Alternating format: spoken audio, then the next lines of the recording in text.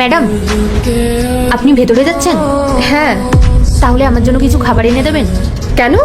টাকা নেই তোমার কাছে? খিদে পেয়েছে তোমার? হ্যাঁ, আছে তো টাকা। এই যে এটা নিন, আর আমার জন্য কিছু খাবার এনে দিন না। তোমার কাছে টাকা আছে, তোমার খিদেও পেয়েছে, কিন্তু তুমি ভিতরে যাচ্ছ না, বুঝলাম না কেন। আসলে ম্যাডাম, আমি যখন ভেতরে গেলাম, ওই ভেতরে স্যারটা বসে আছে না, উনি আমাকে বার করে দিয়েছে দোকান থেকে। আমাকে বলছে, তোর জামা কাপড় নোংরা, গা দিয়ে দুর্গন্ধ বেরোচ্ছে, তুই বেরিয়ে যা।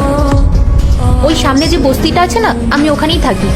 আজকে কিছু টাকা পেয়েছি, তাই খেতে এলাম, কিন্তু ওই স্যার আমাকে দোকান থেকে বার করে দিয়েছে। ভেতরে যে স্যারটা আছে, উনি সত্যি সত্যি তোমাকে বার করে দিয়েছিল? হ্যাঁ ম্যাডাম।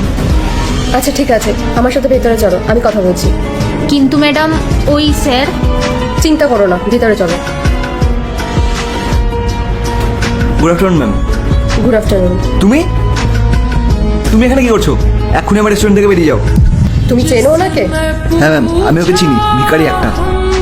ওই পাশে যে বস্তিটা আছে না, ওখানেই থাকে। রোজ রোজ আমাদের রেস্টুরেন্টে এসে খাবার চায়, আমি বার করে দিই, তাও দেখুন নির্লজ্জের মতো চলে আসে।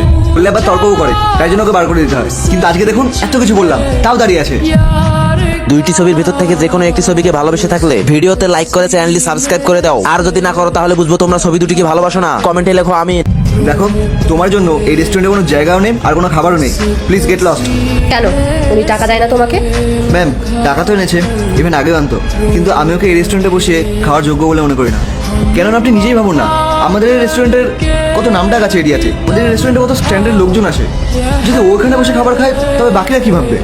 তারা হয়তো আমাদের রেস্টুরেন্টে আসাই ছেড়ে দেবে।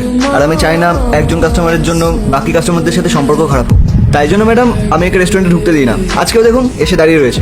আর তোমাকে কতবার বলতে হবে বেরিয়ে যাওয়ার জন্য? আচ্ছা, তার মানে উনি টাকা আনা সত্ত্বেও তুমি ওনাকে খাবার দাও না? তুমি আমার রেস্টুরেন্টকে এত ভালোবাসো, এত ভালোভাবে কাজগুলো সামলাচ্ছ, দেখে ভালো লাগলো। ম্যাম, আমি তো এই রেস্টুরেন্টের ম্যানেজার, আমি তো আপনার প্রফিটের কথাটাই ভাববো। আপনি কত ইনভেস্ট করছেন এর পেছনে। ওর মতো কাস্টমার এলে মনে হয় না এই রেস্টুরেন্ট চলবে। ওর তো কোনো সম্মান নেই, কিন্তু ম্যাডাম এই রেস্টুরেন্টের তো আছে। রোহন, ও টাকা আনা সত্ত্বেও তুমি ওকে খাবার দিচ্ছ না, আমি কি রিজনটা জানতে পারি? ম্যাম, রিজন তো আপনার সামনেই আছে। আপনি একবার ওর চেহারাটা দেখুন, ওর ড্রেসটা দেখুন। এটা কীভাবে জানবে যে দামি রেস্টুরেন্ট বা ক্যাফেতে কীভাবে যেতে হয়? Thank you so much Rohan, তোমার মতো ম্যানেজারদের জন্য আমাদের ওনারদের কত লাভ হয়।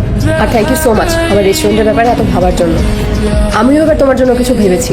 তুমি যে ম্যানেজারের পোস্টটায় আছো, আমি তোমাকে সেখান থেকে সরিয়ে দিচ্ছি। তুমি এবার এখান থেকে যেতে পারো। ম্যাম, আপনি আমাকে জব থেকে বার কেন করছেন? আমি কোনোদিনও ছুটি নিই না, আর কত ভালো করে রেস্টুরেন্ট সামলায়। তাহলে রিজনটা তো তোমার সামনেই আছে, ওনার পোশাক, ওনার চেহারা নিয়ে তোমার সমস্যা আছে। যে কোনো ক্ষুধার্ত মানুষ আমার রেস্টুরেন্টে অবশ্যই খাবার খেতে আসবে, আর যে স্টাফই হোক না কেন তাকে ভালোভাবে ঠিকঠাক মতো খাবার দেবে।